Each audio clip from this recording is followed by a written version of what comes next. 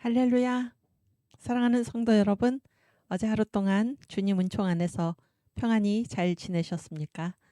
예, 이제 저와 함께 우리 기도하심으로 오늘 역사와 신앙 제 12강 강의를 시작하겠습니다. 함께 기도하겠습니다. 사랑의 주 우리 하나님 아버지 감사합니다. 주님께서 오늘 저희들에게 새날 허락하여 주시고 우리 아버지 앞에 모여 함께 귀한 신학을 공부할 수 있도록 주님 인도하여 주실 것 감사합니다. 우리 주님께서 성경에서 하신 말씀을 이 역사에서 그대로 이루시며 아버지의 역사를 인도하고 계심을 우리가 바라보며 주님께 찬송과 감사와 영광을 올려드립니다. 주님, 역사를 배우는 우리들이 주님의 역사 앞에서 그 섭리 앞에서 항상 겸손하게 하여 주시고, 하나님 우리들의 머리로 이해가 되지 않아도 우리 주 하나님께서 친히 이 역사를 주관하시며 다스리시며 장악하고 계신 이 사실을 인정하여 아버지께 칭찬받는 귀한 주의 백성들이 될 수 있도록 주께서 인도하여 주시옵소서. 그래서 우리들 이 모든 일이 하나님께서 주장하고 계심을 믿고 하나님 용맹스럽게 십자가 군병이 되어서 우리 대장 예수의 뒤를 따라 나설 수 있도록 주께서 인도하여 주시옵소서.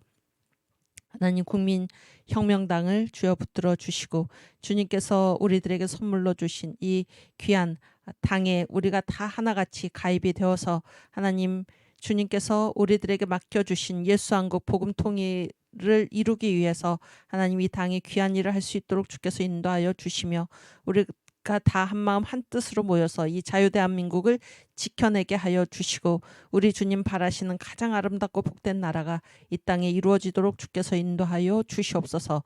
정강 목사님을 붙드시고 더욱더 성령 충만하게 하여 주시며 우리 주님의 뜻을 따라 행할 때에 주님 그 길을 주께서 붙들어 주시고 하나님 많은 자들이 우리 눈의 증거를 보며 우리 주 하나님의 일을 행할 수 있도록 주께서 인도하여 주시옵소서. 이 시간 처음 시작하는 시간이 오니 마치는 시간까지 우리 주의 성령께서 함께 하심을 믿사옵고 감사하며 예수님의 이름으로 기도하옵나이다. 아멘. 네, 우리 사도신경으로 신앙 고백하겠습니다. 전능하사 천지를 만드신 하나님 아버지를 내가 믿사오며 그 외아들 우리 주 예수 그리스도를 믿사오니 이는 성령으로 잉태하사 동정녀 마리아에게 나시고 본디오 빌라도에게 고난을 받으사 십자가에 못 박혀 죽으시고 장사한 지 사흘 만에 죽은 자 가운데서 다시 살아나시며 하늘에 오르사 전능하신 하나님 우편에 앉아 계시다가 저리로서 산자와 죽은 자를 심판하러 오시리라.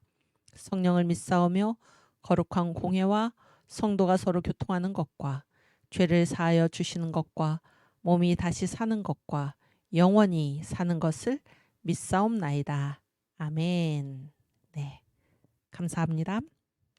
이제 우리 이사야 53장 1절에서 8절 말씀 우리 주님을 생각하면서 함께 봉독하겠습니다. 우리의 전한 것을 누가 믿었느뇨? 여호와의 팔이 네게 나타났느뇨? 그는 주 앞에서 자라나기를 연한 순 같고 마른 땅에서 나온 줄기 같아서 고운 모양도 없고 풍채도 없은즉 우리의 보기에 흠모할 만한 아름다운 것이 없도다. 그는 멸시를 받아서 사람에게 실어 버린 바 되었으며 강고를 많이 겪었으며 질고를 아는 자라. 마치 사람들에게 얼굴을 가리우고 보지 않음을 받는 자 같아서 멸시를 당하였고 우리도 그를 귀히 여기지 아니하였도다. 그는 실로 우리의 질고를 지고 우리의 슬픔을 당하였거늘 우리는 생각하기를 그는 징벌을 받아서 하나님에게 맞으며 고난을 당한다 하였노라. 그가 찔림은 우리의 허물을 인함이요 그가 상함은 우리의 죄악을 인함이라. 그가 징계를 받음으로 우리가 평화를 누리고 그가 채찍에 맞음으로 우리가 나음을 입었도다. 우리는 다 양 같아서 그릇 행하여 각기 제 길로 갔거늘 여호와께서는 우리 무리의 죄악을 그에게 담당시키셨도다. 그가 곤욕을 당하여 괴로울 때에도 그 입을 열지 아니하였으며 마치 도수장으로 끌려가는 어린 양과 덜 깎는 자 앞에 잠잠한 양같이 그 입을 열지 아니하였도다. 그가 곤욕과 신문을 당하고 끌려갔으니 그 세대 중에 누가 생각하기를 그가 산자의 땅에서 끊어짐은 마땅히 형벌받을 내 백성의 허물을 인함이라 하였으리요. 아멘. 네, 우리 신학의 정의 같이 공부하고 가겠습니다. 신학의 대상, 신학은 무엇을 공부합니까? 둘이죠. 하나님과 그의 피조의 세계. 이것이 의미하는 바는 전체죠. 하나님은 창조주시고 나머지는 피조물이죠. 그래서 신학에서 벗어나는 것은 아무것도 없다, 그런 얘기입니다. 하나님과 그의 피조의 세계를. 그런데 이제 관점이 중요합니다. 관점. 신학은 다른 학문과 달리 어떤 관점으로 이해를 하는가? 성경적 관점으로 이해하는 것입니다. 신학은 반드시 성경에 복종해야 된다. 이 사실을 기억하시기 바랍니다.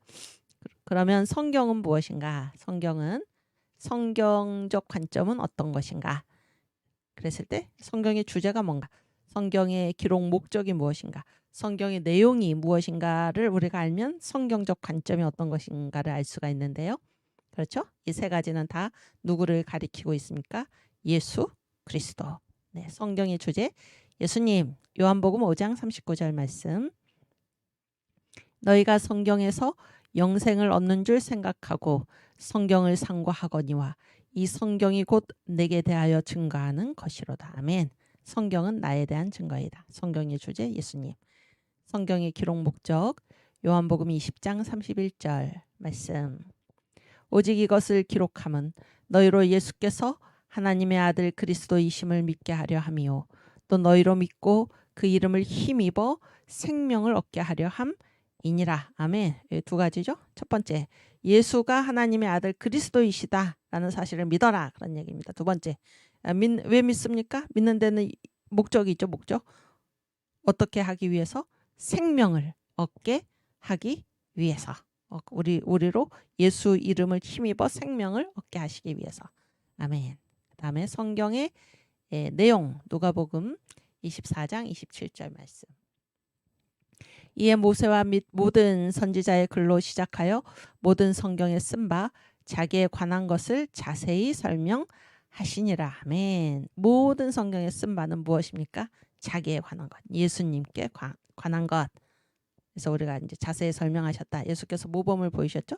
그래서 우리가 앞으로 복음을 증거할 때, 설교를 할 때, 여러분 여기 평신도 신학 특강에 와 계신 모든 분들, 여러분 청교도 신학 특강이죠. 평신도 설교학교. 그래서 이제 앞으로 가셔서 설교를 하실 때 누구에 관한 것을 자세히 설명해야 됩니까? 예수님, 복음을 자세히 설명할 수 있기를 바랍니다. 아멘. 성경의 내용은 예수 그리스도. 아멘. 신학은 반드시 이 성경적 관점에 복종해야 된다. 네. 네, 오늘은 그 역사 신학 12번째 강의 맞죠? 12번째 강의. 그래서 오늘은 선교의 상황성 이런 건데 그러니까 선교라는 것은 어디에서 이루어지나 상황이 뭡니까? 상황? 역사죠, 역사. 그러니까 우리가 이제 주님의 이름을 이렇게 증거할 때 그 증거하는 현장이 어디입니까? 상황, 역사다, 그런 얘기. 역사.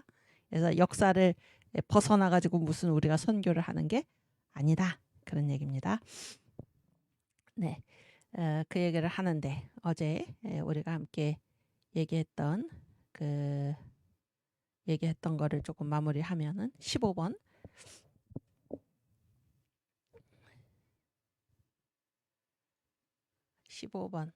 그게 15번인가요? 그 밑에. 그렇지. 그래서 그 두 번째를 어제 잠깐 얘기하다가 말았는데요. 하나님의 말씀과 믿음의 화합, 이런 얘기를 이제 우리가 했었어요. 그래서 하나님은 그 성경 말씀이죠. 하나님은 누구시니? 예배하는 자가 신령과 진정으로 예배할지니라. 그렇죠? 하나님은 누구십니까? 그렇지. 하나님은 영이시니. 하나님은 영이시니. 하나님은 영이시니.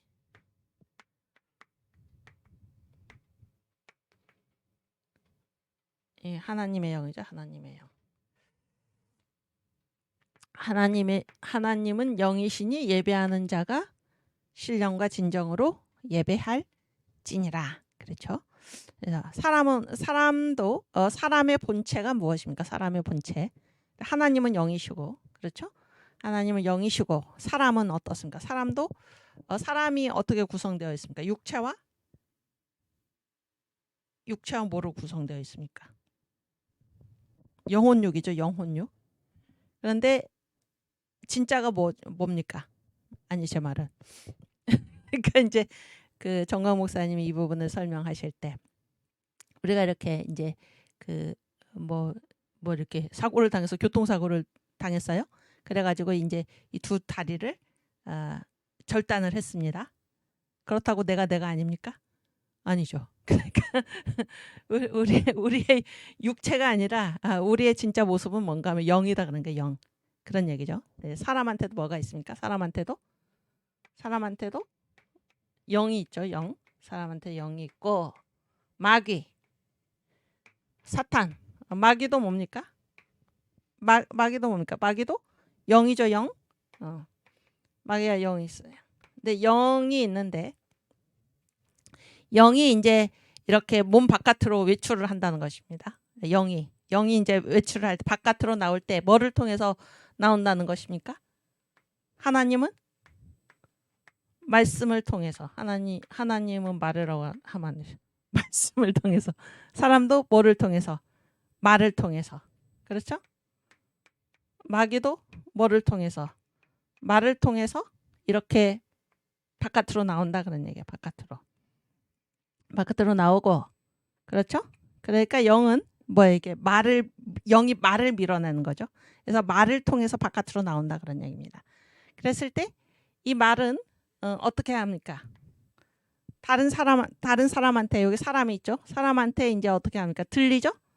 이게 들리는데 여기 듣는 사람이 있습니다. 듣는 사람이 있는데 이 사람도 뭐를 가지고 있습니까? 영을 가지고 있죠. 다 이제 사람이 듣는데 그래서 이제 하나님의 말씀 이제 하나님의 영에는 다 뭐가 있나요? 지정의가 있다 그런 얘기예요. 지정의가 이제 이 말을 통해서 이 사람에게 들려서 이 듣는 사람도 뭐를 가지고 있나요? 듣는 사람도 지정의를 가지고 있다 그런 얘기예요. 지정의.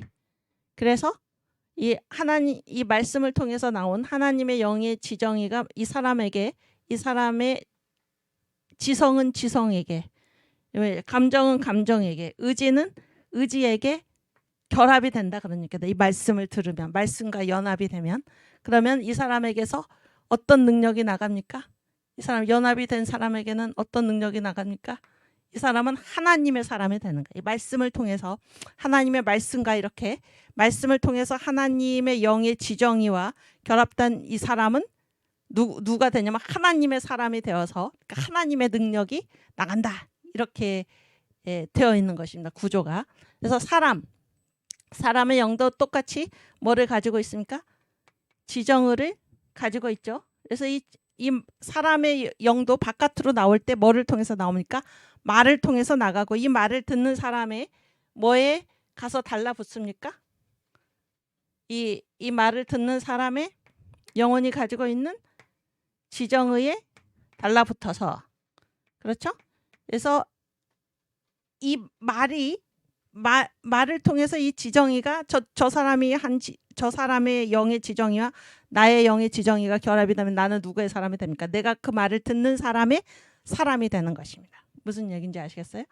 그래서 이거는 하나님의 사람이 되고 사람의 말을 듣는 자는 누구의 사람의 사람이 되고 그런 얘기죠. 사람의 사람이 되고 마귀의 말을 듣는 사람 안 들어야 되는데 들었어요. 들으면은 어떻습니까? 마귀의 말을 들은 사람은 누구의 사람이 됩니까? 마귀의 사람이 되는데 예수님께서는 이거를 마귀의 사람이라고 안 그러시고 마귀다 그랬죠. 사탄이다 이렇게 말씀하셨죠.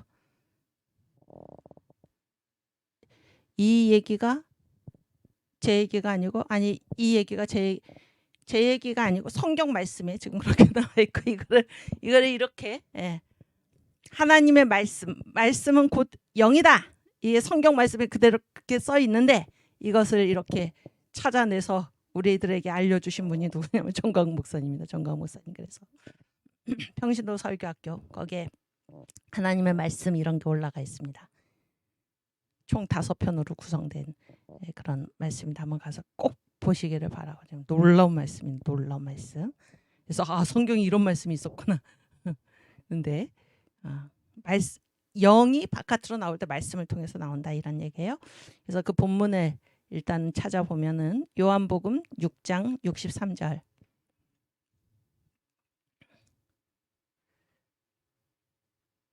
네, 여기 보세요. 함께 읽겠습니다. 살리는 것이 영이니 육은 무익하니라. 내가 너희에게 이른 말이 영이요 생명이라. 그래서 말이 뭐라고 말씀하고 계십니까? 말이 영이다 그러니까 말이 영이다. 그래서 하나님의 영이 뭐를 말씀을 통해서 나온다 그러니까 하나님의 말씀이 곧 영이다 그러니까 누구의 영이? 하나님의 영이죠. 말이 곧 영이다 이런 얘기예요. 무슨 얘기인지 아시겠습니까? 또 그래서 이제 이 하나님의 말씀을 받은 사람을 예수께서 뭐라고 그러셔나 하나님이다, 신이다 이렇게 하나님과 같다 이렇게 말씀을 하시는 거죠. 요한복음 10장 35절 말씀 함께 읽겠습니다.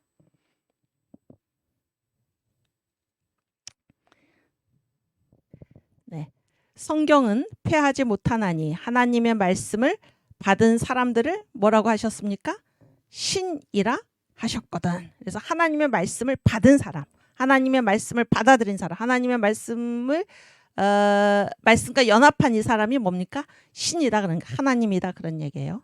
제가 여기 영어 성경이 있으니까 한번 영어로는 뭐라고 되어 있는지 찾아보겠습니다. 요한복음 이게 이제 그 뉴 킹 제임스 버전인데 35절 가즈 작은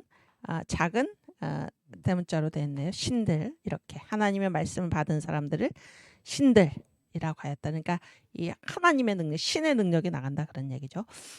또 그 마찬가지로 출애굽기 4장 16절 같은 말씀입니다. 출애굽기 4장 16절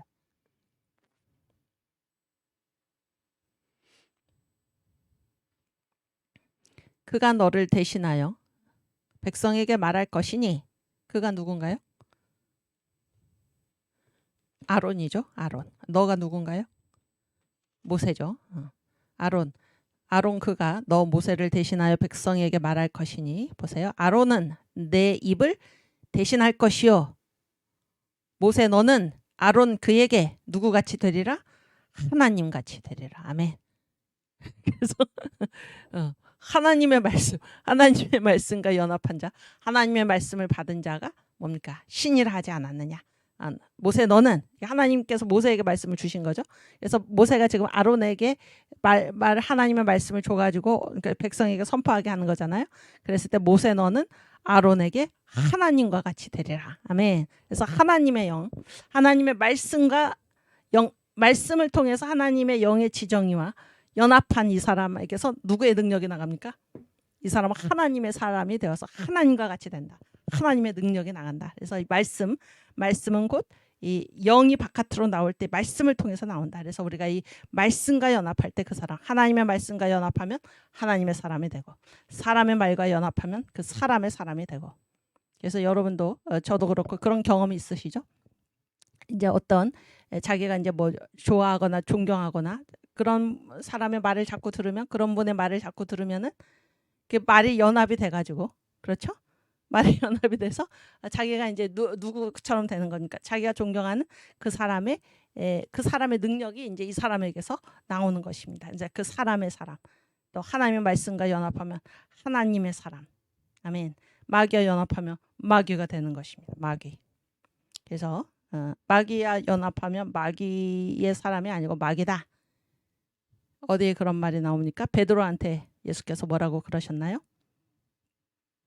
베드로한테 하신 말씀 여러 가지니까 베드로가 그 유명한 신앙 고백을 했을 때 주는 그리스도시요 살아계신 하나님의 아들이십니다. 그래서 예수께서 너무나 기뻐하시면서 이제는 이런 신앙 고백을 할 정도면 내가 이런 말 해도 되겠구나. 그래서 예수께서 왜 오셨나? 인자가 그렇죠? 고난을 받고 그렇죠? 고난을 받고 십자가에 죽고 3일 만에 다시 부활하리라 이런 말씀을 하셨을 때 베드로가 막 예수를 꾸짖었다 그러죠. 꾸짖어. 주여 그러시면 안 됩니다. 그랬더니 예수께서 뭐라고 말씀하셨습니까? 사탄아 사탄아 물러가라. 사탄아 물러가라.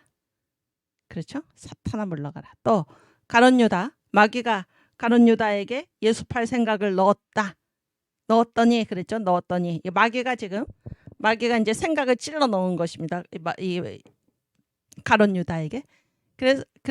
그랬는데 이제 예수께서 뭐라고 말씀하셨습니까? 너희 중에 하나가 나를 팔리라. 너희 중에 하나는 누구라고 그랬습니까? 마귀의 사람이 아니고 마귀니라 그랬죠. 어디인가에 나오는데 그 말씀이 제가 이거 성경을 딱딱 외워야 되는데 너희 중 하나는 마귀니라. 여러분도 다 읽으셨죠? 너희 중 하나는 마귀니라. 네. 그래서 지금 중요한 거는 이제 우리가 누구의 사람으로 살아가야겠습니까?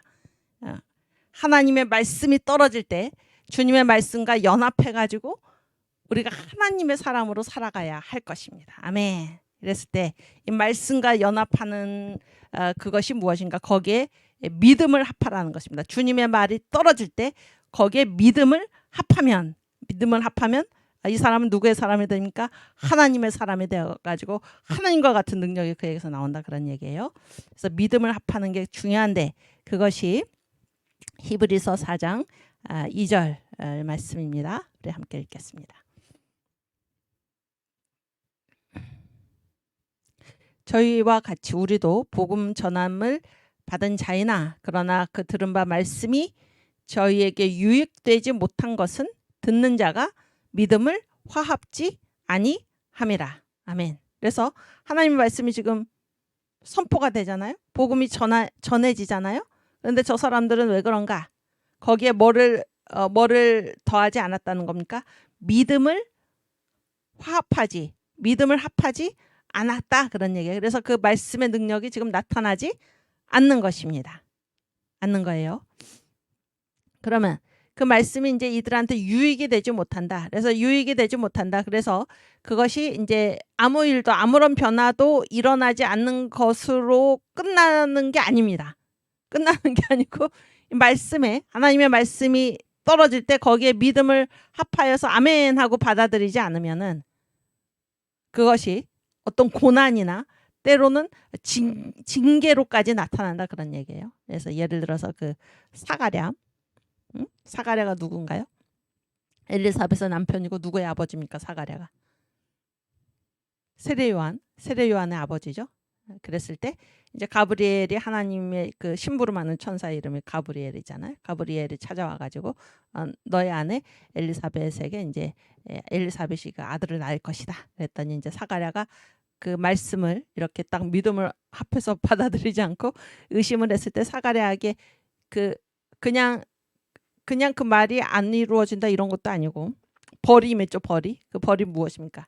아이를 낳을 때까지 사가랴가 이제 말을 못하게 된 것입니다. 이렇게 그 하나님의 말씀이 우리한테 떨어질 때 거기에 우리의 믿음을 합해서 그 말씀과 연합되는 게 중요한데 연합하지 않으면은 아무 일도 안 일어나는 게 아니라 그래서 그 말씀이 우리에게 유익이 되지 않는 그걸로 끝나는 것이 아니라 징계가 따른다는 게 징계가. 그래서 그 하나님의 말씀에 우리의 믿음을 화합하지 못한 그 결과가 어느 정도인가 라는 것을 우리 예수님 말씀 중에서 한번 찾아보면 마태복음 7장 27절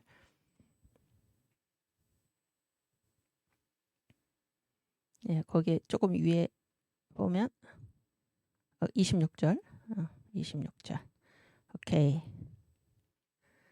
보세요. 나의 이 말을 듣고 그래서 이게 하나님의 영이 이제 예수님의 말씀을 통해서 나갔어요. 그래서 이 말씀을 이렇게 탁 받아들여 하나님의 영 말씀을 통해서 나온 하나님의 영의 그 지정이가 이 말씀을 통해서 선포가 될 때 그 하나님의 영의 지정의에 자기의 믿음을 합하여서 그 영의 지정의와 연합하지 못한 사람은, 하나님의 말씀을 듣고 하나님의 영의 지정의와 믿음을 통해서 화합하지 못한 사람이 바로 나의 이 말을 듣고 행치 아니하는 자들. 들었는데 그걸로 그냥 끝나는 거예요. 믿지 않는 겁니다. 믿음을 합하지 않은 이 사람은 어떻게 되나? 그 집을 모래 위에 지은 어리석은 사람 같으리니 비가 내리고 창수가 나고 바람이 불어 그 집에 부딪힘에 무너져 그 무너짐이 심하니라. 그래서 하나님의 말씀이 선포될 때 안 받아들이면 그냥 아무것도 아닌 것이 아니라 이 사람이 열심히 지금 집을 지었는데 어디다 집을 지은 사람과 같습니까? 모래 위에 집을 지은 사람과 같아서, 사람이 이 집을 짓는 게 얼마나 중요합니까? 그렇죠? 근데 실컷 지은 그 집이 비가 내리고 창수가 나고 바람이 불어서 부딪힐 때 이 하나님의 말씀과 연합하지 않은 그 집은 어떻게 되나? 무너져서 무너짐이 심하니라. 네. 그래서 우리가 하나님의 말씀이 선포될 때 하나님의 말씀에 믿음을 합해서 그 말씀을 받아들여서 그런 것이 얼마나 중요한가 하는 것을 이제 생각하게 됩니다. 또 그러면 이 화합, 하나님의 말씀이 선포될 때 거기에 믿음을 화합시킨 이 사람 그 결과는 어떤가? 마태복음 5장 16절 말씀 읽겠습니다.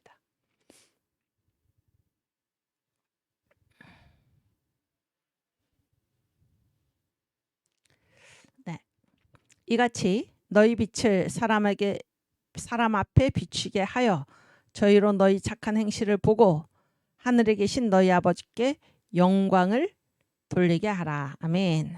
보세요. 이같이 너희 빛을 사람 앞에 비추게 하여. 그러니까 이 빛, 누가 우리를 세상의 빛으로 세상의 소금으로 세우셨습니까? 하나님이시잖아요. 하나님. 그랬을 때 우리가 이 빛을 이제 하나님의 말씀대로 어떻게 합니까? 사람 앞에 비추게 하는 것입니다. 말씀과 연합이 된 거죠. 말씀과 연합이 되어서 우리의 빛을 사람 앞에 비추면은 세상 사람들이 그 결과, 이 연합의 결과, 하나님의 말씀과 연합의 결과가 무엇인가? 세상 사람들이 우리를 보고 누구한테 영광을 돌린다는 것입니까? 하늘에 계신 우리 아버지께 영광을 돌리게 된다. 여러분, 하늘에 계신 우리 아버지께 영광을 돌리는 이 일이 어떤 일과 똑같습니까? 예수를 믿게 된다, 그런 얘기입니다. 예수를 믿게 된다. 우리의 빛을 하나님께서 우리에게 주신 그 사명을 우리가 감당해서 그 말씀에 연합돼 가지고 우리가 그 말씀을 행하기만 하면 전도는 저절로 되는 것입니다. 세상 사람들이 무슨 복음을 들어서가 아니라 하나님의 말씀과 연합된 우리의 행실을 보고 우리가 하는 일을 보고 전도가 저절로 된다, 그런 거죠. 하나님을 알지 못하던 사람도 우리를 통해서 하나님을 보고, 그런 얘기예요. 우리를 통해서 하나님을 보고 하늘에 계신 우리 아버지께 영광을 돌리게 된다. 여러분, 우리가 어떤 일을 함에 있어서 가장 중대하고도 절대적인 일이 무엇입니까? 하나님의 말씀과 연합하는 것입니다. 하나님의 말씀과 연합해서 하나님의 말씀이 선포될 때 거기에 우리의 믿음을 합해서 우리가 하나님께 영광을 돌릴 수 있는 것입니다.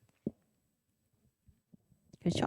그래서 지금 우리가 역사와 신앙 시간인데 이 역사에 보면 하나님이 수없이 성경 말씀을 통해서 또 이 역사에서 일어나는 모든 일을 통해서 하나님께서 살아계심을 나타내고 있는데, 그런 얘기예요. 그렇죠? 우리가 그것을 보고도 모른 채 하거나 하나님의 말씀이 떨어졌음에도 불구하고 우리의 믿음을 거기에 화합하지 않으면은 그것은 우리에게 아무런 유익이 되지 않는 것으로 끝나는 것이 아니라 그것이 우리에게 심각한 고난과 어떤 징벌과 징계로서 다가온다라는 사실을 우리가 기억해야 할 것입니다. 또 마태복음 14장 25절에서 31절.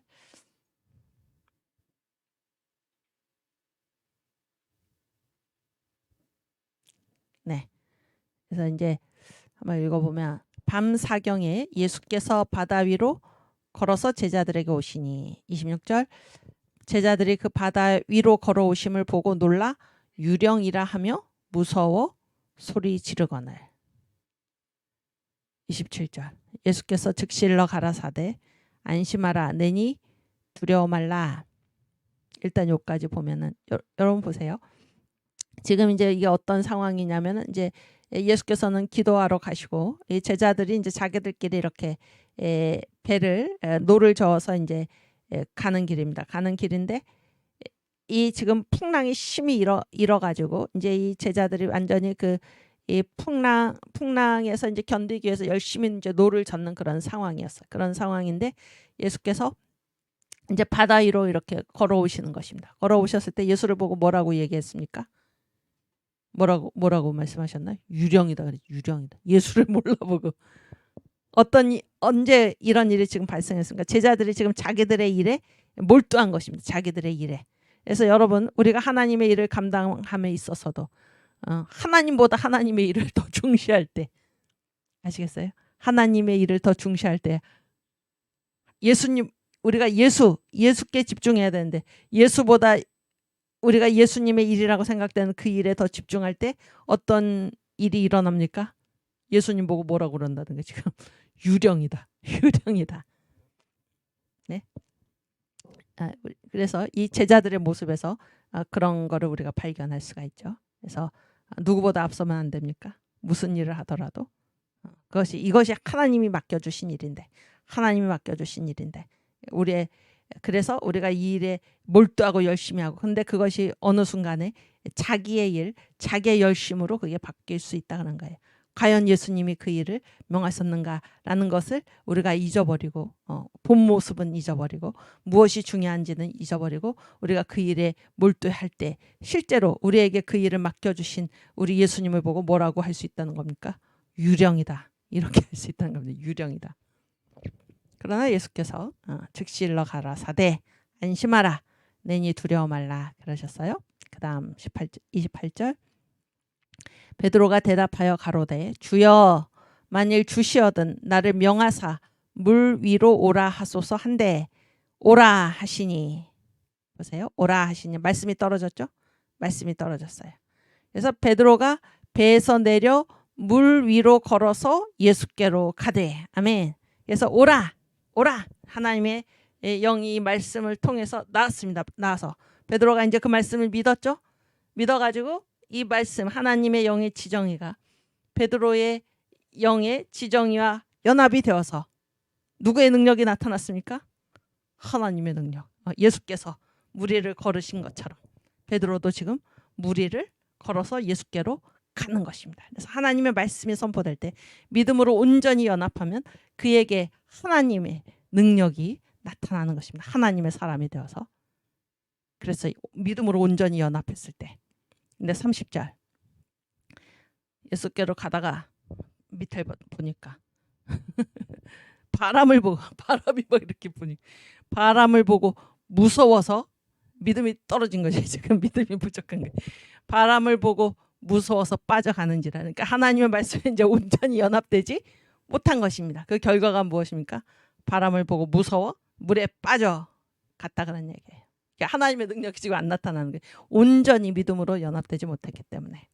소리질러 가로되 주여 나를 구원하소서 하니 31절 예수께서 즉시 손을 내밀어 저를 붙잡으시며 가라사대 믿음이 적은 자여 왜 의심하였느냐 하시고 아멘. 그래서 하나님의 말씀과 온전히 연합 믿음으로 화합해서 하나님의 말씀과 온전히 연합한 결과와 하나님의 말씀과 온전히 연합하지 못하고 의심한 결과 믿음이 적은 결과가 어떻게 다른지를 우리가 이제 이 말씀을 통해서 보게 됩니다. 우리가 이제 이 말씀을 지금 하는 이유는 그러니까 이 역사라는 거는 어제부터 우리가 계속 강조한 바가 무엇입니까? 하나님이 완전히 장악하고 계시다는 게 하나님이. 역사는 하나님이 다 다스리고 계시고 어느 한 군데 그래서 맹세를 금하신 이유가 무엇입니까? 이 역사의 모든 부분이 다 하나님 거다 그런 얘기예요. 하늘로도 맹세하지 말아라. 하늘은 하나님의 보좌이다. 땅으로도 맹세하지 말아라. 땅은 하나님의 발등상이다. 하나님은 이 땅과 관계없는 분이 아니에요. 하늘은 하나님의 보좌요. 땅은 하나님의 발등상이요. 예루살렘 성전 있잖아요. 예루살렘으로 다 하지 말라. 그것은 큰 임금의 성이라. 큰 임금이 누구냐면 예수님입니다. 예수님. 다 하나님 거예요. 다 하나님 거. 너희 머리로도 하지 말라.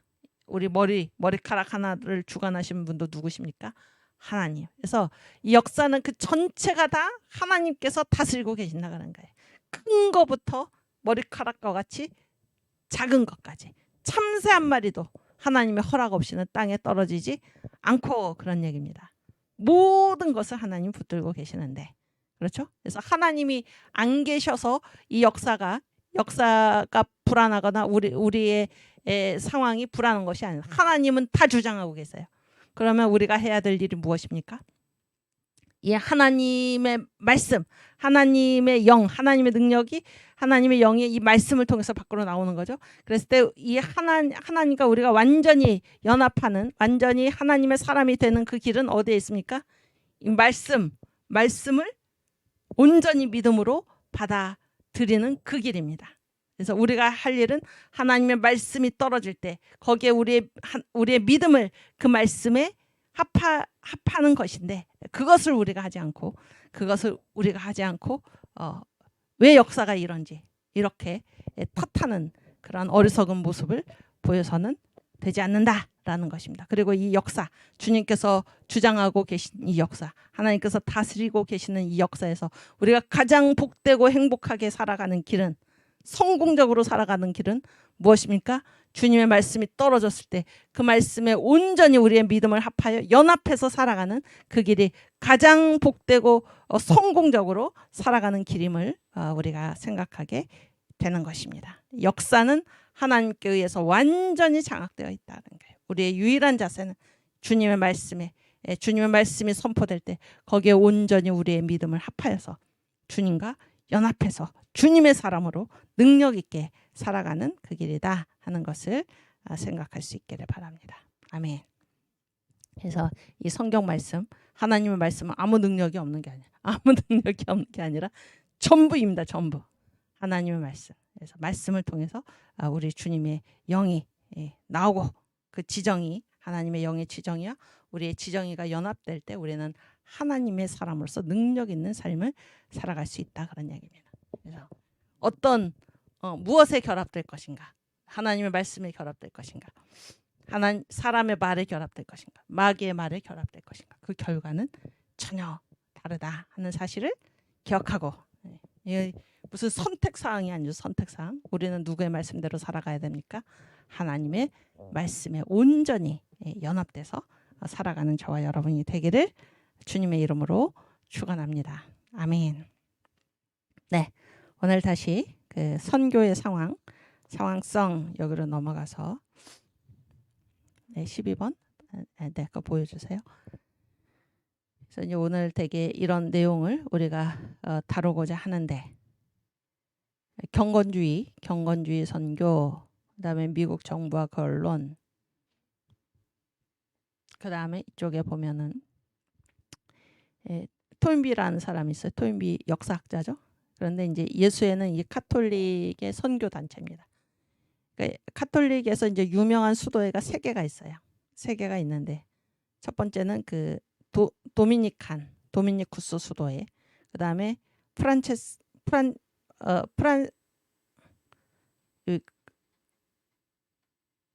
프란체스코죠. 프란체스코 수도회, 그다음에 예수회, 이 3가지가 있습니다. 이 3가지가 유명한 수도회인데 각각 그 주요 활동이 각각 달라요. 그래서 이제 대개는 그 도미니쿠스 수도회는 뭔가 하면 교리수호입니다. 교리수호. 그다음에 프란체스칸 수도회는 그 뭔가 하면 선교입니다. 구제입니다. 구제 이런 거고, 그다음에 예수회가 무엇입니까? 예수회가 바로 이제 선교. 이것이 이 세 수도회가 이제 주력으로 자기 주 임무로 삼는 것인데, 그래서 여러분 그 가톨릭 신부들 또 요즘은 뭐 개신교 목사들도 그런 여기 목에다가 이렇게 목에다가 여기 흰 그 패 같은 거 보셨죠? 흰색으로 된 패 보신 일 있죠? 신부복에 보면은 여기 목 사이에 이렇게 뭔가 패 같은 게 있지 않습니까? 그걸 뭐라고 부르냐면은 개패라고 그럽니다. 요즘 뭐 개라는 말이 유행인데 진짜로 진짜로 이게 영어로는 도그즈 칼라입니다. 독즈 칼라. 그 왜 개패라고 부르냐면은 이게 이제 도미니칸 수도에 여기서 이제 이들의 특징 때문에 나온 건데 개 있잖아요. 개가 어떻습니까? 개는 이제 이게 도둑놈 있죠. 도둑놈을 보면은 어떻게 합니까? 네, 이 집의 주인이 아니라 바깥 사람이 이제 이 집을 막 이렇게 침략, 침투하는 거를 보면 걔가 어떻게 합니까? 막 아주 자기가 사자인 줄 알고 막 용맹스럽게 그렇죠. 사자보다 더 무섭게 막 짖어대죠 걔가. 그러나 자기 주인한테는 걔가 어떻게 합니까? 자기 주인한테는 없이 꼬리를 흔들면서 상냥하게. 이게 이제 이 도미니쿠스 이 수도의 특징인데 교리소입니다. 교리소. 그래서 이 바깥의 적에 대해서는 개처럼 용맹스럽게, 개처럼 용맹스럽게 이 이단에 대해서 이 교리를 지켜낸다 그런 얘기. 그리고 자기 주인에 대해서는 뭐예요? 이 같은 교회죠. 교회에 대해서는 한없는 충성을 바친다. 이게 이제 도미니쿠스 수도의 특징입니다. 그래서 이 칼라가 도그 개패입니다. 개패. 안 좋은 뜻이 아니고 그런 뜻을 가지고 있다 그런 얘기예요. 그다음에 프란체스코 수도에는 이제 구제, 청빈, 구제 다 아시죠? 청빈, 구제. 그다음에 예수회가 바로 선교인데, 제가 이 얘기를 왜 했냐면 여기 토인비 여기 예수회. 그러니까 예수회는 주로 이제 바깥에 나가서 막 선교를 하는 이런 수도회인데, 이 예수회 수도회의 이제 선교 정책이 뭔가 하면은 비서양화 동양화입니다. 비서양화 동양화. 이게 무슨 말입니까? 그러니까 이제 이 예수의 수도사들, 그러니까 기독교는 다 뭡니까? 서양의 그 선교사들이 동양에 와서, 지금 동양이 비기독교 국가잖아요. 그래서 여기 와서 이제 그 복음을 전한 거 아닙니까? 예를 들어서 뭐 중국 같은데, 뭐 인도 같은데. 그랬을 때 어떻게 한다는 것입니까? 복음을 어떻게 한다는 거예요? 비서양화. 그러니까 서양 이게 이제 기독교가 원래 어디서 온 겁니까? 서양에서 온 거잖아요. 그런데 거기서 서양적인 칼라를 다 빼버리고 그런 얘기예요. 비서양화 해가지고 어떻게 만든다는 것입니까? 동양스러운 것으로 만든다는 것입니다. 동양의 것으로. 무슨 얘기인지 아시겠어요? 그래서 이제 어떻게 합니까? 제사 괜찮다 이런 얘기죠. 제사 지내도 된다 이런 얘기입니다.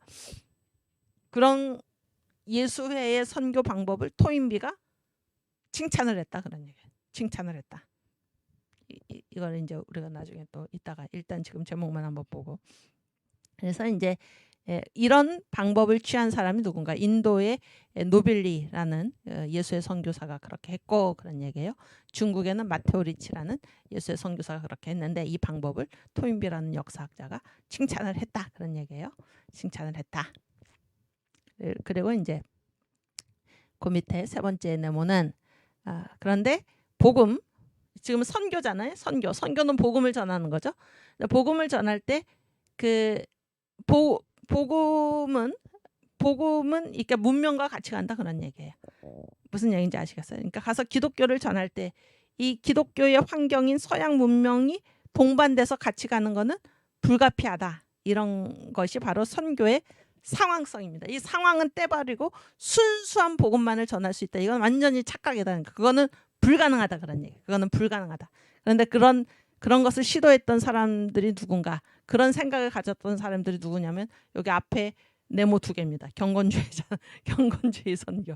그다음에 미국 정부와 그 언론이 그런 태도를 가졌고, 이 토인비 예수회, 토인비도 그런 생각을 가졌고 그런 얘기예요. 그러니까 문명과 복음을 떼가지고 복음만 순수하게 전할 수 있다. 이런 생각을 가진 사람들이 이 앞에 네모 두 개다 그런 얘기예요. 그러나, 그러나 이 앞에 네모 두 개다 그런 얘기예요. 그러나, 그러나 이 앞에 네모 두 개다 그런 얘기예요. 그러나, 그러나 이 앞에 네모 두 개다 그런 얘기예요. 그러나, 그러나 이 앞에 네모 두 개다 그런 얘기예요. 그러나 복음과 그 복음의 환경인 서양 문명이 동반되어서 전해지는 것은 불가피하다, 피할 수 없다, 이런 얘기고, 그리고 이제 이 역사에서, 그러니까 교회가 지금 역사적인 그 실체이기 때문에, 역사적인 실체이기 때문에 우리가 이제 이 복음을 전하고 선교를 하고 이런 것에서 이 역사의 상황을 무시할 수 없다, 그런 얘기예요. 그래서 네 번째는 무슨 얘기인가? 역사에서는 인간이 의를 확립하고 정의를 세우고 이런 게, 역사는 인간의 무대가 아닙니다. 그래서 우리는 흔히 뭐를 주장하기 쉽습니까? 역사에서 의를 확립해야 되고 정의를 확립해야 되고 이런 거를 주장하기 쉽잖아요. 그런데 역사에서 중요한 거는 뭡니까? 정화 목사님이 늘 하시는 말씀이죠. 정의보다 뭐가 더 중요합니까? 영적인 질서. 영적 질서는 누구를 인정하는 거면, 역사는 지금 하나님이 주장하고 계시고, 그런 얘기. 하나님이 주장하고 계시고 하나님이 세우신 질서가 중요하다는 거야. 하나님이 세우신 영적 질서에 따라서 우리가 살아가는 것이 중요하지, 역사에 정의를 세우고 의를 확립하고 이런 게 중요한 게 아니다 하는 거를 우리가 이따가 계속해서 공부를 하겠습니다. 아시겠죠? 그래서 이제 첫 번째 데모를 우리가 보면 경건주의 선교, 그 다음에 미국 정부와 언론 그랬어요. 근데 이들이 가지고 있었던 그 생각이 잘못됐다, 그런 얘기예요. 잘못됐다. 어떻게 잘못됐나? 어제 제가 그 근대 선교, 이게 이제 지금 근대 선교의 동기 문제를 어제 다뤘잖아요. 그렇죠? 근데 이제 이게 선교가 지금 근대잖아요. 근대 선교를 이제 두 시기로 나누면, 어제 얘기했죠? 뭐하고 뭘로 나눈다 그랬습니까? 제국주의 선교 시기하고 또 무슨 선교 시기로 나눈다 그랬나요? 경건주의 선교 시기로 나누는데, 이 제국주의 선교 시기는 이제 16세기에서 뭐 18세기 이 정도. 그 다음에 경건주의 선교 시기는 지금 이제 19세기 이후입니다. 19세기 이후. 근데 이거는 뭐에 따른 것인가? 일단 여기는 그 주력 국가가 다 어디냐면 카톨릭 국가입니다. 카톨릭 국가. 그래서 스페인하고 포르투갈 이런 나라들이고, 그렇죠? 그런데 이제 이 경건주의 선교, 여기에는 주요 국가가, 이건 다 개신교 국가인데 주요 국가가 뭐 예를 들어서 영국이 왜 이렇게 됐냐면은 그 1805년에 트라팔가 해전에서 이 영국의 넬슨 제독이 스페인의 이제 무적 함대를 무찌르고, 그렇죠? 그래서 이 해상권을 누가 제패를 했냐면 이제 영국, 개신교 국가인 영국이 제패하게 됐다, 그런 얘기예요. 그래서 그 전에 해상권을 제패하고 있었던 이 스페인, 포르투갈, 카톨릭 국가들이 주로 이제 선교를 했는데, 이제 이 개신교 국가인 영국이 이 해상권을 지금 제패를 함으로써 이 이후부터 개신교 선교가 진행이 됐다, 그런 얘기입니다. 또 영국, 또 뭐 네덜란드 이런 나라들이잖아요. 이런 나라들이 이제 선교를 했고, 그랬을 때 이제 뭐 이후에 또 주요 선교국으로 나선 나라가 어딘가, 뭐 미국과 같은 나라들이잖아요. 그랬을 때 이거를 이렇게 이제 구분하는 이유는, 이제 제국주의라는 거는 언제까지 되게 우리가 제국주의 시대라고 그러나 이제 1차 세계대전까지입니다. 1차 세계대전까지.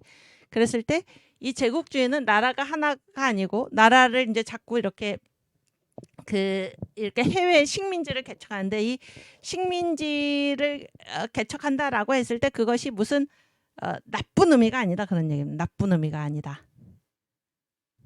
그래서 이 제국주의를 아주 악마적으로 이렇게 보고 선전하고 이런 게 주로 누구의 활동이냐면 바로 공산주의자들의 활동인 거죠. 공산주의자들의 활동. 근데 이 제국주의라는 것이 처음에는 이제 어떤 뜻을 가지고 있냐면, 이게 뭡니까? 이제 동양과 서양의 교섭입니다. 교섭. 아시겠죠? 교섭. 그래서 이제 이 서양이 지금 문명 국가들이잖아요. 문명 국가고 대부분 무슨 국가입니까? 기독교 국가죠. 그래서 이들한테는 어떻게 어떤 사명 의식이 있었나? 저 후진국, 야만국, 예수를 믿지 않고 그런 얘기예요. 예수를 믿지 않고 문명의 그 혜택도 받지 못하고 그렇게 비참하게 살아가는 저 사람들에게, 그렇죠? 기독교와 그 문명의 힘을 이들이 이제 무지몽매한 상태로 문을 닫고도 그게 뭐 어떠한 비천한 그러한 비인간적인 그런 상황인지도 모르고 살아가는 이 사람들에게 강권적으로라도, 그런 얘기예요. 강권적으로라도 하나님께서 주신 그 힘을 사용해 가지고 이들을 자기들과 같이, 이 문명 국가로, 그런 얘기예요. 예수를 믿게 하고 문명 국가로 그렇게 이끄는 사명이 우리에게 있다, 그런 얘기죠. 사명이 우리에게 있다.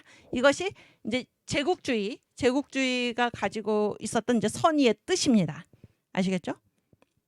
그래서 이때 이제 그 동서양 교섭이고, 이때 이제 이 후진국도 이제 자기들처럼 이제 살기 좋은 이 나라로 만든다라고 했을 때, 그래서 이때는 이제 선교가 어떻게 됐습니까? 국가 대 국가로 진행이 된 것입니다. 국가 대 국가로. 그래서 이 국가하고 그 다음에 기독교 선교가 같이 진행이 된 것입니다. 그래서 이때를 우리가 뭐라고 부르냐면 제국주의 선교라고 부르는 것입니다. 이해가 되시죠? 무슨 얘기인지. 그런데 이제 이 경건주의 선교는 뭔가? 근데 이 제국주의 선교, 여기에 뭐 이렇게 아무리 선의로 하더라도 그 악한 사람들이 있잖아요. 그리고 이제 어떤 그 폐해가 이제 다 이렇게 나타나기 시작하고, 그러니까 이게 이제 국가 대 국가로서 이렇게 갔을 때 이러한 점들이, 이제 안 좋은 점들이 자꾸 나타나고, 그러니까 어떤 이제 생각을 하게 됐냐면, 우리는 문명과 복음을 함께 전하지 않고 순수한 복음만을 전하겠다, 이런 사람들이 생겨났다, 그런 얘기. 이런 사람들이, 그 사람들이 누구냐면은 바로 경건주의 자들입니다. 경건주의자들. 경건주의 선교입니다. 그 선교가. 그러니까 여기는 대개 뭐 한 17세기 이 정도고, 그러니까 한 세기 정도 이게 텀을 두고 이 경건주의 선교를 이제 하기 시작했는데, 그런 얘기예요. 경건주의 선교를 하기 시작했는데, 이들한테는 그런 자세가 있어서 처음부터. 그래서 이 교회가 국가랑 같이 갔을 경우에 여러 가지 안 좋은 폐해들, 특별히 카톨릭 교회, 이 예수회의 선교 같은 것들은 어떻습니까? 이게 이제 순수하지 못한 경우가 많잖아요. 정치적으로 악용되고 그런 경우가 많아서, 그러한 그 폐해, 그런 오류를 막기 위해서 우리들은 좀 이들과 기간을 두고 이제 우리는 순수한 복음만을 전하겠다라고 해서 착수된 것이 바로 경건주의 선교입니다. 경건주의 선교. 여기까지 다 이해가 되시나요? 네. 네. 은지자매 이해가 되시나요? 여기까지? 오케이. 우리 은지자매가 학생 대표니까 그러면 다 이해가 된 줄 알고 그랬을 때, 그러니까 이분들은 뭐예요? 순수한 복음만을 전할 수 있다, 이런 얘기잖아요. 그래서 원래 경건주의라는 거는 뭡니까? 경건주의라는 거는 뭐예요? 교회하고 세상을 이원적으로 본 겁니다. 이원. 다르다. 다르다라고 보고, 주로 이제 교회가 이제 우리의 이 주요 활동, 무대요, 활동 영역이요. 이제 우리가 이렇게 심각하게 생각하고 충성을 다 바칠 때가 어디입니까? 교회입니다. 교회. 무슨 얘기인지 아시겠어요? 그래서 약간 교회와 세상을 이원적으로 이렇게 보는 것입니다. 이런 게 여기에 있는데, 지금 제 말이 아니라 지금 여기 선교의 상황성에서 얘기하고 있는 그 말은, 이 경건주의라는 것 자체도 이런 생각을 가진, 교회하고 세상은 별개의 문제이다, 이렇게 생각을 가진 이 경건주의, 순수한 복음만을 우리가 전하겠다라는 이 경건주의 선교. 그런데 이 경건주의마저도 어디에서 생겨났나, 그런 얘기예요. 경건주의도 생겨난 상황이 있다, 그런 얘기입니다. 경건주의가 어디에서 영향을 받은 것입니까? 독일에 이제 관념론이 있는데, 관념론에 뭐 여러 갈래가 있는데 그 중에 하나가 심령주의입니다. 심령주의. 그러니까 경건주의마저도 그렇게 영향을 받아서 이게 나온 것이지, 순수한 복음, 상황이 제거된 순수한 복음, 순수한 선교 이런 게 불가능하다고 하는 거예요. 경건주의의 태생 자체가 지금 벌써 이 상황에서 영향을 받은 것이다. 그런 얘기입니다. 이해가 되십니까? 여기까지? 그래서 이 경건주의 이제 선교에 있어서 경건주의의 특징은 뭔가 하면은 순수한 복음, 상황을 제거한 서양 문명을 떼는 복음만 전한다. 이게 경건주의 선교가 추구하던 반대, 그게 불가능하다 그런 얘기입니다. 불가능하다. 그리고 경건주의라는 것 자체도 이 상황에서 나온 것이지 그냥 어디 하늘에서 뚝 떨어진 게 아니다. 이런 얘기를 지금 드리는 것입니다. 이해가 되시죠? 그다음에 첫 번째 네모의 그 두 번째 칸 보여주세요. 미국 정부와 그 언론이 가지고 있는 태도가 바로 이런 거였어요. 그래서 그걸 다른 말로 하면 정교 분리입니다. 정교 분리. 그래서 이 세상과 교회를 분리시키고 또 정교 분리죠. 그래서 순수한 복음만을 전한다. 이런 생각이죠. 또 뭐 이렇게 이 복음을 전하잖아요. 그러니까 순수하게 복음만 전해야지 그 이 세상과는 다른 문제이기 때문에 그들이 이제 이 후진국들이 갖고 있는 그 상태 있잖아요. 뭐 이렇게 그 사회의 상태, 그거를 우리가 굳이 개입할 필요가 뭐가 있나 이런 얘기입니다. 그거는 자기들끼리 그냥 잘 살게 놔두면 되지. 이런 태도를 이 미국 정부와 그 언론이 취하게 된 이유가 뭔가 그들이 가지고 있는 정교 분리 그러한 원칙 때문인데 이들이 정교 분리를 오해를 했다 그런 얘기예요. 정교 분리. 토마스 제퍼슨 법이 바로 정교 분리인데 그게 무엇입니까? 이거는 뭡니까? 교회하고 정부가 서로 간섭하지 않는다라는 얘기죠. 교회가 세상에 관계가 없다라는 얘기가 아니고 정부에 대한 문제입니다. 서로 간섭하지 않을 이유는 무엇입니까? 교회를 보호하기 위해서입니다. 교회를 보호하기 위해서. 그러니까 정부가 교회에 간섭하는 일을 막기 위해서 그렇게 하는 것이지 교회의 활동 영역은 교회만의 제한이 되고 교회가 이 세상에 나가서 뭐 밖에 후진국에 나가서 그들을 이 기독교 국가 같은 훌륭한 나라로 끌어올리고 이런 일을 교회가 해서는 안 된다. 이런 얘기가 전혀 아니었습니다. 근데 이제 정교 분리를 이제 오해를 한 겁니다. 오해를 한 건데 어쨌든 그 토마스 제퍼슨법 그게 뭡니까? 정교 분리인데 이게 뭡니까? 첫 번째는 뭔가요? 세상 정부는 교회를 박해하는 법을 만들 수 없다. 그런 얘기죠. 그런 얘기 아닙니까? 근데 얼마 전이 아니죠. 우리가 숱하게 보았죠. 방역을 이유로 교회에 아주 거침없이 들어와 가지고 있을 수 없는 일. 두 번째. 또 뭐예요? 방역을 이유로 뭐예요? 교회 예배를 못 드리게 하고 이런 일이 어떻게 있을 수가 있습니까? 예배를 제한하고 있을 수 없는 일이 벌어지고 있어요. 지금 이 자유대한민국에서. 그리고 그 김학성 교수님 말씀을 들어 우리나라는 민주주의 국가이지 않습니까? 삼권 분립이죠. 삼권 분립. 우리 미국식 민주주의를 받아들인 거죠. 삼권 분립. 그래서 뭐 입법, 사법, 행정부가 있잖아요. 그래서 법원에서 예배를 금지한 것이 그렇죠? 방역을 이유로 예배를 금지한 것이 이것이 위헌이냐 아니냐 그것만 결정하면 되는데 그렇죠? 헌법에 이게 어긋나느냐 어긋나지 않느냐라는 것을 판단을 내려주면 되는데 그것만 판단하면 되는데 뭐까지 한다는 것입니까? 입법 활동까지. 입법 활동.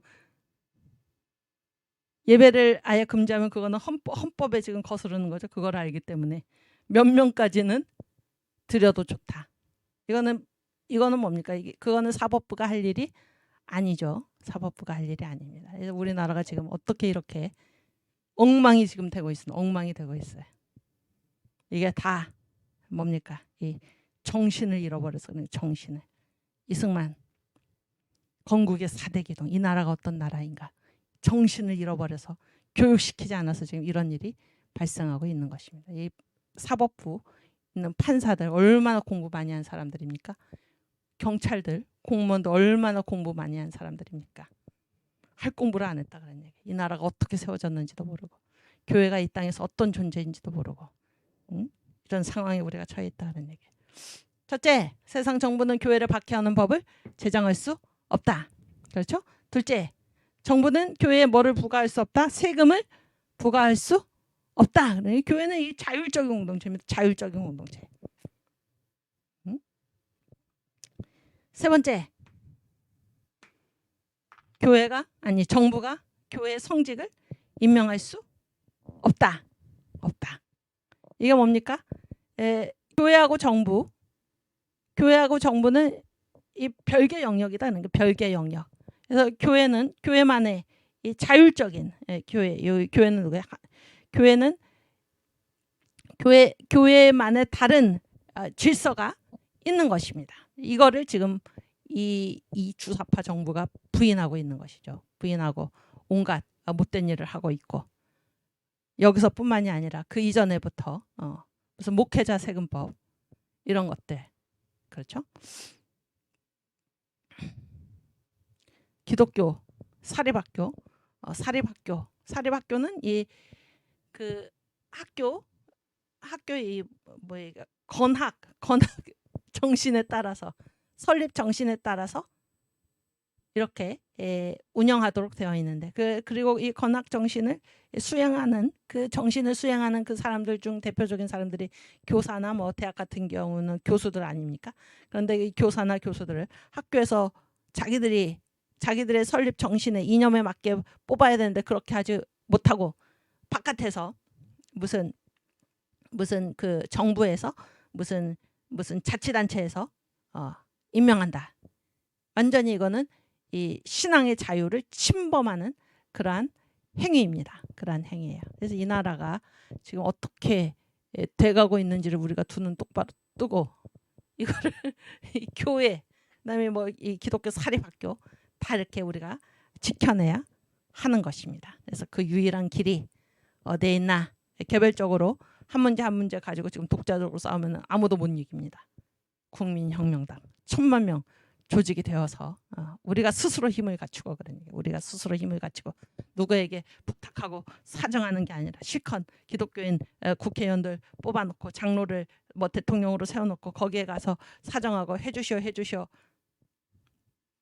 하는 것이 아니라, 그래서 거절당하고 온갖 박해를 우리가 받는 것이 아니라, 이제는 우리가 힘을 가지고 우리가 조직이 되어서 뭉쳐가지고 국민혁명당으로 1000만 명 조직이 되어가지고 어느 누구도 자기 마음대로 하지 못하도록 이 나라를 반드시 기독교 입국론으로 세워진 이 나라를 기독교 정신으로 지켜내고 그런 얘기입니다.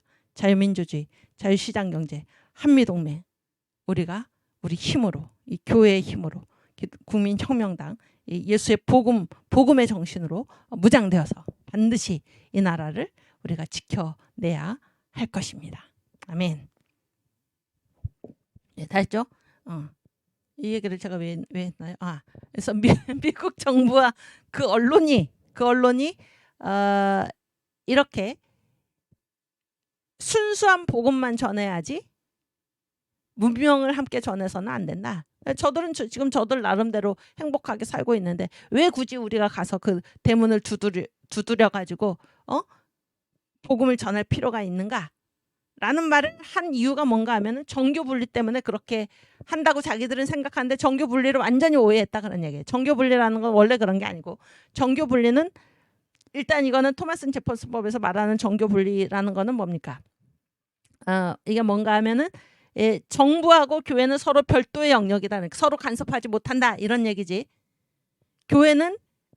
교회가 정치와 무관하다. 이런 얘기가 전혀 아니다라는 것입니다. 그리고 정교 분리가 원래 태어났던, 정교 분리라는 말이 태어났던 그 최초의 상황은 무엇인가라는 거를 제가 이제 전에도 한번 말씀을 드렸지만 하면, 미국이라는 나라가 왜 태어났나 그런 얘기를 우리가 했었죠. 미국이라는 나라는 현대교회사의 문제죠. 현대교회사에서 이제 미국이 아주 중요한데, 언제부터 현대라고 얘기를 했습니까? 그러니까 근대교회사는 이제 종교개혁 시대와 현대로 나눈다 그랬죠. 종교개혁 시대와 현대로 나누는데 1648년에 웨스트팔렌 그래서 이건 독일 30년 전쟁, 종교 전쟁인데 그 전쟁을 끝맺는 조약이 웨스트팔렌 조약인데 30년 동안에 종교 때문에 싸웠다. 그러니까 서로 싸운다는 건 서로를 인정 못한다 그런 얘기잖아요. 그래서 구교하고 신교가 독일에서 30년 동안 싸운 것입니다. 종교 때문에. 그러면 그 이슈는 무엇인가? 인정 못한다 그러니 인정 못한다. 구교의 입장은 이 세상에 단 하나의 교회 구교만 있어야 된다. 신교의 입장은 이 세상에 신교만 있어야 된다. 이러고 싸웠던 것입니다. 그런데 이제 어느 쪽도 승리하지 않았는데 평화조약을 맺은 게 그게 웨스트팔렌 조약인데 그 이후에는 이제 어떤 주장이 나왔나?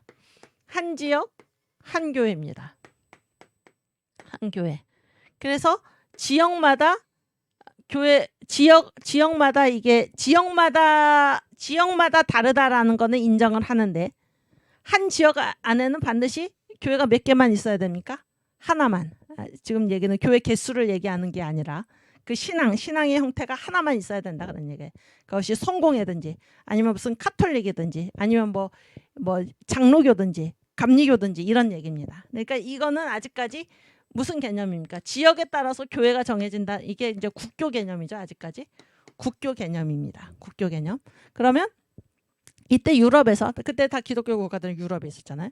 유럽에서 그 지역의 교회가 되지 못한 그러니까 그 지역의 교회로 선택받지 못한 많은 교회들이 있었을 거 아닙니까?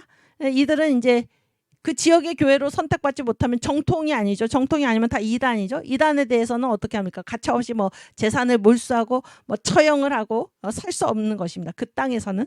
그래서 이들이 신앙의 자유를 찾아서 간 곳이 어딘가요? 미국이죠. 그래서 미국은 완전히 뭐 때문에 생겨난 나라입니까? 이 신앙의 자유 때문에 생겨난 나라입니다. 그래서 이제 미국으로 왔어요. 미국도 하나의 지역이잖아요. 하나의 지역인데 우리 미국은 우리 미국도 이 한교회 그것이 무엇이든지 예를 들어서 뭐 우리 미국은 뭐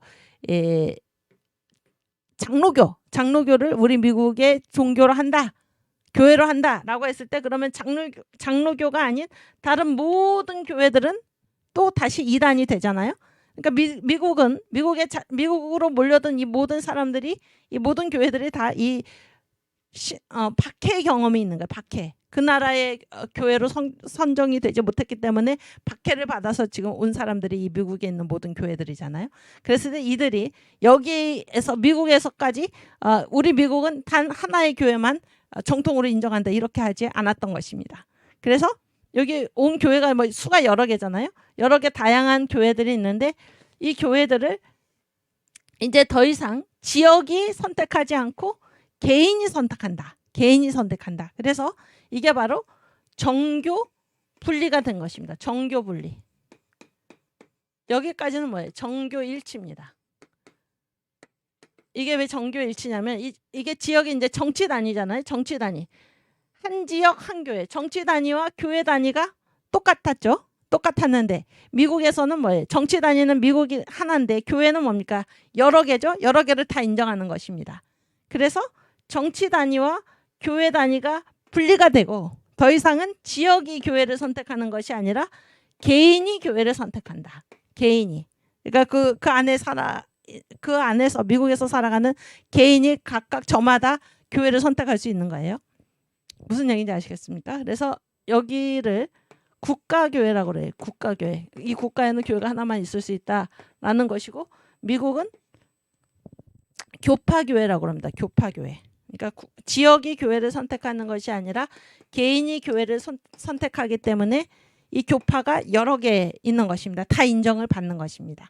그래서 미국 이 정교분리라는 말은 언제 생겼는가? 바로 이때 생겨난 것입니다. 그러니까 정치 단위하고 교회 단위가 서로 분리가 된다. 그래서 정치 단위는 하나일지라도 교회는 여러 개 있을 수가 있다. 이게 정교 분리의 원뜻입니다. 정교 분리 때문에 미국이라는 나라가 생겨난 거예요. 그리고 미국은 정교 분리가 헌법에 명시된 최초의 국가가 되어서 미국이 이 현대 교회사의 중심 국가가 된 것입니다. 그리고 이 미국에서 복음을 전해준 나라가 바로 우리 한국이고 이 현대 교회사의 두 축이 어딘가 미국과 한국입니다. 왜 그런가? 우리가 한국에 대해서 그런 말을 하는 게 아니고 선교 제1위 국가 미국, 제2위 국가 한국.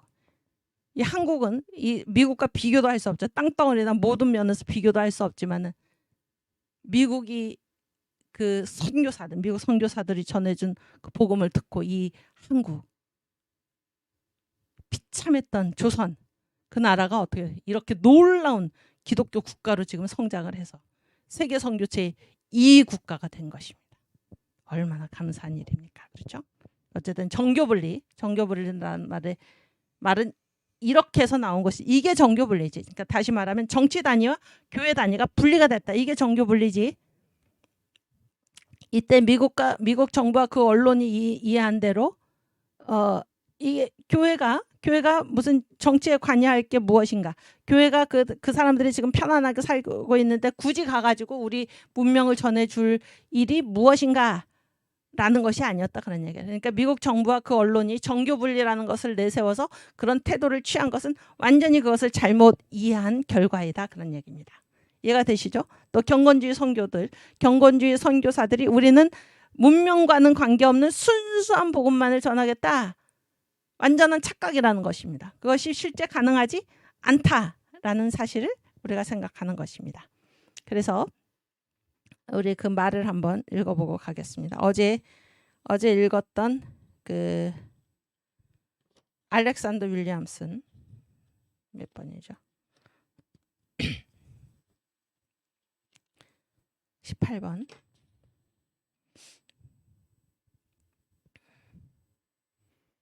네. 이거는 이제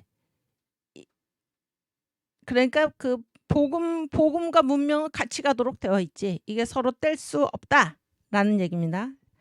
알렉산더 윌리엄슨이 바로 이제 이러한 얘기를 한 것인데요. 보세요. 이 조선에 없는 것은 서양 종교와 문명의 지도와 그 자극이다. 이 나라는 서양과의 교섭에 의해서 개발될 수 있다. 그렇죠? 기독교를 전해줘요. 기독교 국가들과 이렇게 교섭을 하면은 이 조선이 어떻게 합니까? 개발될 수 있으니까 다 가지고 있는데 뭐가 지금 없어서 이 나라가 이렇게 후진 낙후된 상태로 있는가? 서양 종교, 기독교 그리고 이 기독교 문명의 지도, 기독교 문명의 훌륭한 그 지도를 받아야 되는데 그렇지 않고 또 자극을 받아야 되는데 그렇지 않아서 이 나라가 훌륭하게 뭔가 많은 자원을 가지고 있음에도 불구하고 이렇게 낙후된 상태로 지금 있으니 이 서양 종교와 문명의 지도와 그 자극, 기독교가 전해짐으로써 그런 얘기입니다. 그 자극을 받아서 이 나라를 살기 좋은 나라로 그런 얘기예요. 살기 좋은 나라로 개발시킬 수 있다 그런 얘기입니다. 일부에서는 그 나라 사람이 원하지도 아니하는데 아무리 좋은 것이라고 할지라도 뭐 강제로 하라 할 권리가 없다고 말하고 이게 바로 미국 정부와 그 언론이죠. 이게 바로 그들이 취한 태도입니다. 또 일부에서는 조선 사람들이 지금 그들 나름대로는 행복하게 살고 있다고 말하는가 하면 또 일부에서는 전쟁의 죄악상이나 그 소모되는 경비를 말하고 있다. 합리적이죠? 합리적이잖아요. 그래서 이 받아들이지 않을 때 뭐 이렇게 무력 충돌이 일어날 수 있죠. 그게 얼마나 죄악된 것인가? 또 거기에 얼마나 많은 경비가 드는 것인가?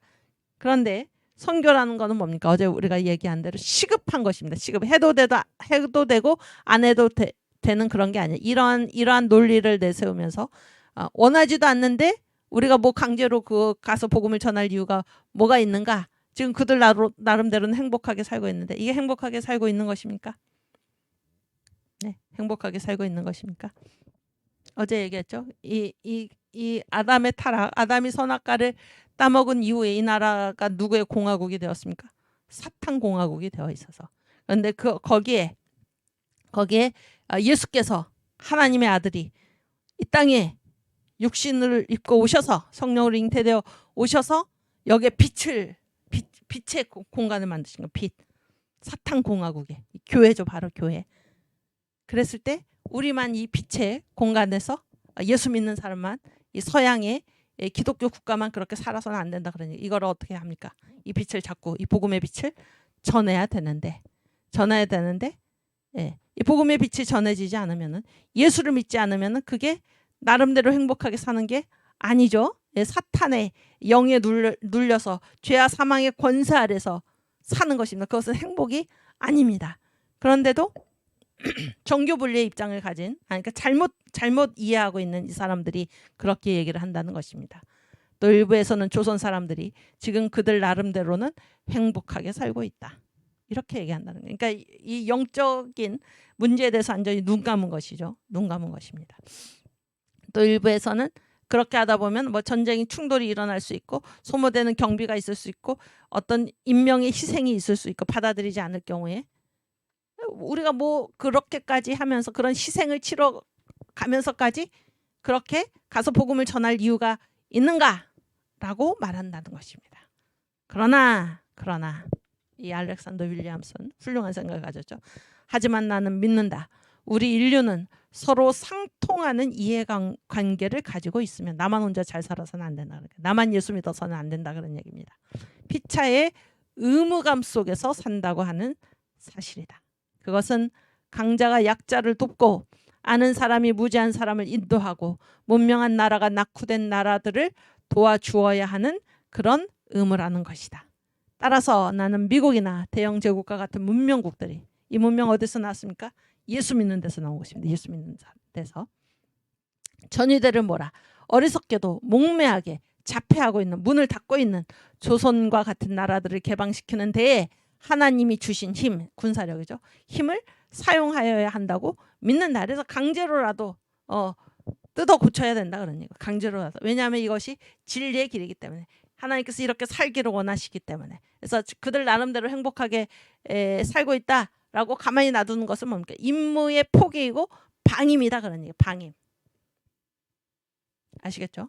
이게 이제 훌륭한 생각인데, 그런 얘기. 이게 훌륭한 생각인데, 지금 경건주의자들은 어떤 말을 하고 있었나? 그러니까 미국 정부와 그 언론, 이 잘못된 종교 분리 인식 때문에 정치와 종교는 무관하다, 이런 것 때문에 어떠한 잘못된 말을 하고 있나라는 것을 우리가 또 보겠습니다.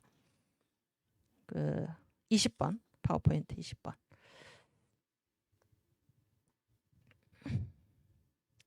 미국 정부와 그 언론이 한 말이 뭔가. 뉴욕 타임즈의 1880년 6월 21일에 이런 말을 하고 있어요. 여러분, 1880년 6월 20일, 80년이니까 그러니까 한미 조미죠. 조선과 미국. 한미 수호 통상 조약이 맺어진 때가 1882년이잖아요. 그 어간이죠. 그 어간에. 그러니까 미국 정부와 그 언론이 이런 지금 잘못된 정교 분리의 생각을 가지고 있었다, 그런 얘기예요. 그들 조선 사람들은 그 초막에서 살면서, 초가지 말죠. 초막에서 살면서 그래도 행복하게 살아가고 있습니다. 이렇게 얘기를 한 거예요.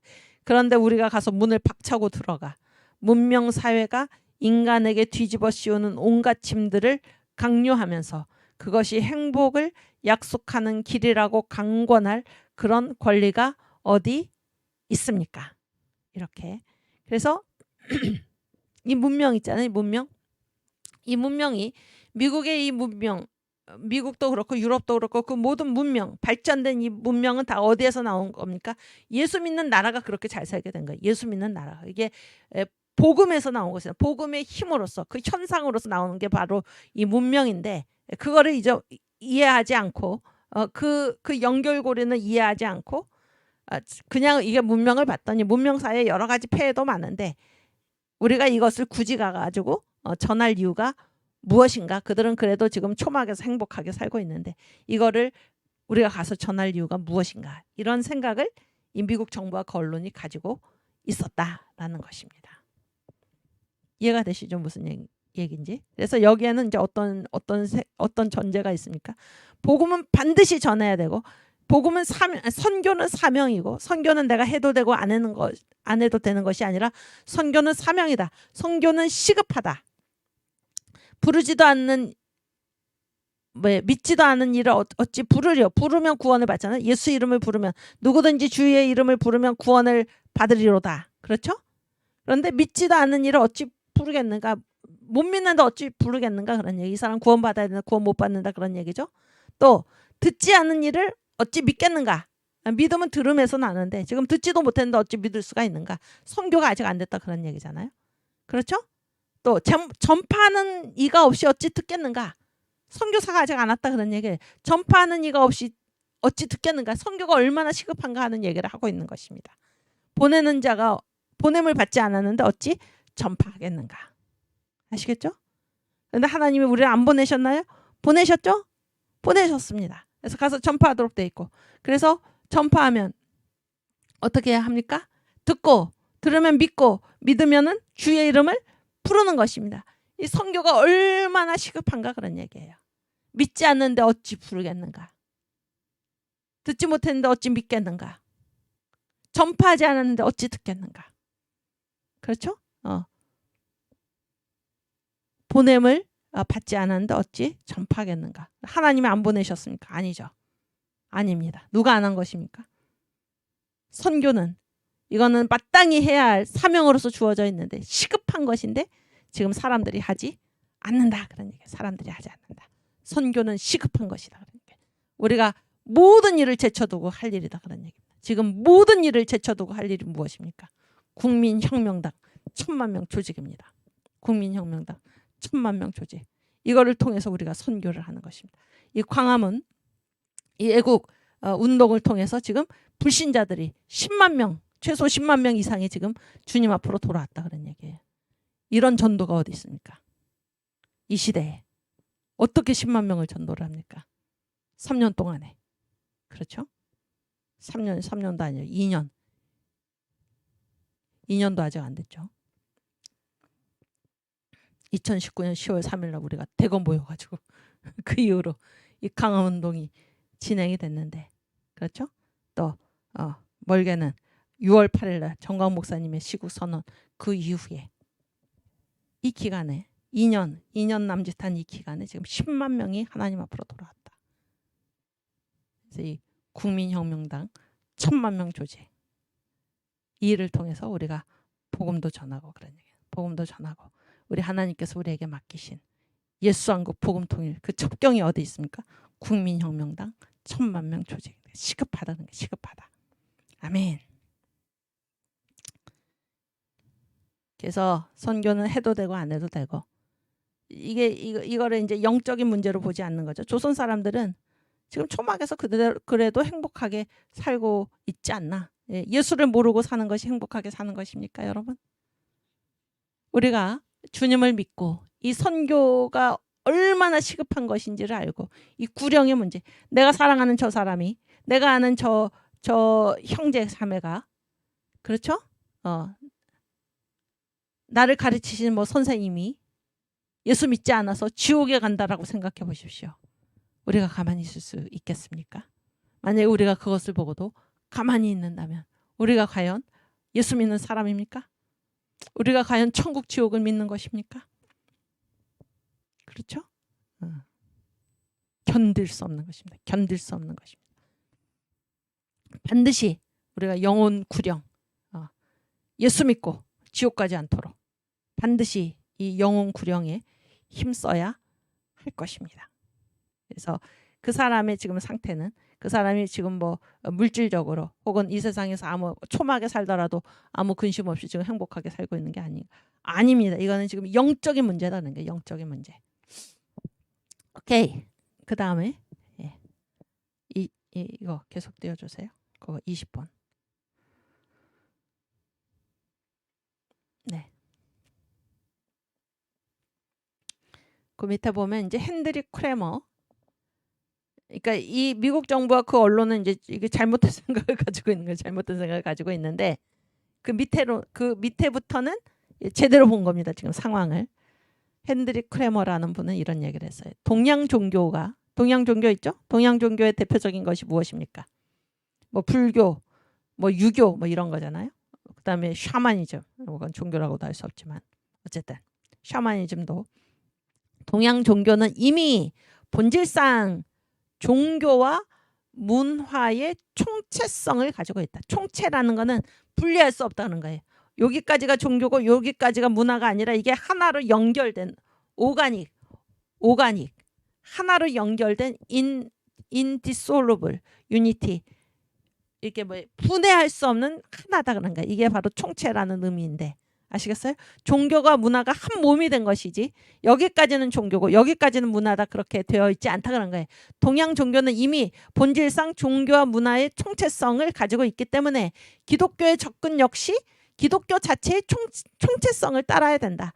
순수한 복음만 전하겠다. 문명과는 분리된 순수한 복음만을 전하겠다. 안 된다 그런 얘기예요. 그 순수한 복음만을 전하는 게 또 불가능하고 기독교도 뭡니까? 기독교도 종교와 문화가 총체적으로 총체성을 가지고 있는 것이지 순수한 복음만을 전하겠다. 문명과 관계없는 불가능하다 그런 얘기입니다. 아시겠죠? 그리피스는 뭐 이게 은자의 나라 한국 그런 말을 썼죠. 은자의 나라 한국 그런 책을 썼는데 1882년에 이런 얘기를 했어요. 조선이 아직 홀로 문호를 굳게 닫고 신비스러운 나라로 남아있을 이유가 없다. 이렇게 얘기를 한 것이 이 사람 무슨 선교사도 아니고 그런데도 이런 제대로 된 생각을 지금 갖고 있는 것입니다. 여러분 문호를 굳게 닫고 신비스러운 나라로 지금 남아있으면 어떻게 됩니까? 완전히 후진국. 그래서 나라가 없어지고 마는 거죠. 우리나라 없어지고 말지 않았습니까? 그렇죠? 존 엘리오트 이 사람은 미국 인디언한테 선교했던 영국인인데 이런 말을 했어요. 인디언 선교를 하면서 내가 이제 지금 선교를 하잖아요. 선교를 했는데 나는 문명과 종교를 함께 전하고 있다는 사실을 알고 있습니다. 여러분 보세요. 우리가 예수 믿으면은 예수께서 우리의 심령에 좌정하시잖아요. 우리 가운데 있던 뭐 사탄이 쫓겨나는 거죠. 예수께서 우리의 심령에 좌정하시면은 그게 아무런 변화가 안 일어납니까? 그 결과 변화가 일어나는 것입니다. 그 결과 그러니까 영이 지금 밀고 나오지 않습니까? 영이 말로. 그렇죠? 그래서 우리의 모든 것이 말과 행동이 변화가 되고 말과 행동이 변화가 되면은 뭐가 변화가 됩니까? 이 환경이 변화가 되고 환경이 변화가 되면 뭡니까? 문화가 변화가 되고 그래서 이 종교와 문명은 총체이지 이 종교만 전하는 게 아니라 종교를 전하면은 예수를 전하면은 반드시 뭐가 바뀌게 되냐면 이 문명이 바뀌게 되어 있고 그런 얘기예요.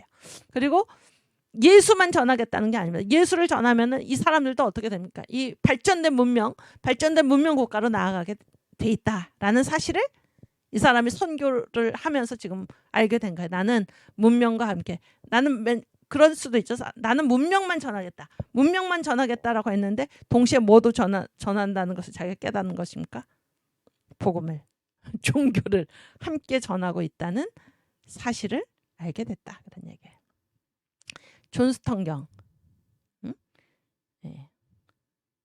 1896년에 이런 말을 했어요. 문명의 개척자로서의 선교사들의 공헌은 결코 과소평가되어서는 안 된다. 여러분 선교사는 어떤 사람입니까? 복음 전하는 사람이죠. 근데 이 사람들이 뭐를 했다는 것입니까? 문명의 개척자. 복음을 전하면 그런 얘기예요. 복음은 반드시 뭐랑 같이 전해집니까?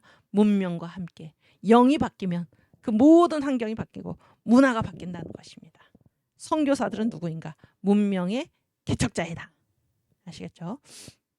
우리가 이 부분에서 우리 이승만 대통령께서 이런 선교사들을 어떻게 볼 것인가? 이 외국인들이죠. 외국인들을 어떻게 받아들일 것인가? 그 태도가 문명인과 야만인을 가른다 그런 얘기예요. 외국인은 어떻게 대할 것인가? 아시겠죠? 예, 한번 읽고 오늘 마치겠습니다. 외국인에 대한 태도, 야만과 문명인의 차이. 하물며 그 근본을 생각해 보면 이게 이제 그 독립정신 1904년에 청년 이승만 그때 한 연세가 한 29 그 정도 되셨을 때 한성 감옥에서 쓰신 책이죠. 외국인에 대한 태도가 야만과 문명인을 나눈다 그런 얘기예요. 하물며 그 근본을 생각해 보면 사해 온 세계가 다 한 형제이다.